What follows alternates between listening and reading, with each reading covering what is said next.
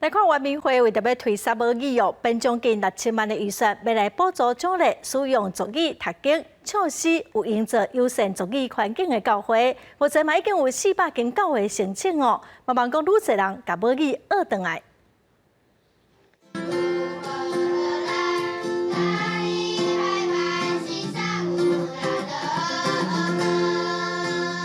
画面内底才会愈看的囡仔，用因的族语唱出美妙的诗歌。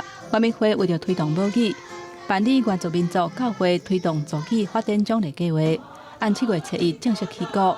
2月份发布消息，全台湾已经有400间教会响应参与。奖励教会来推动族语的复振工作，这一项计划也是我们的一个重点的项目。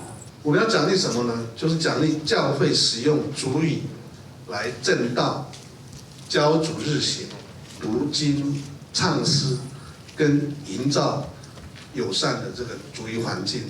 这个计划为去年9月份开始规划，计共编列5900万的预算。也若有参加教会唱诗班的囡仔仔，嘛来分享伊学族语的过程。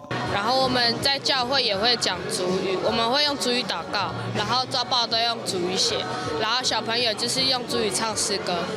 我们都会有办那个族语的课后班，然后大家都会去上那个课，然后大家都会认单字这样子。泽格勒是部落。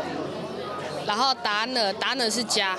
台湾真的是个非常多元文化的一个国家，就像我不会讲闽南话，但是我会听，对，那我试着看看，用个很简单的去回应，这就是产生一种在语言上的朋友。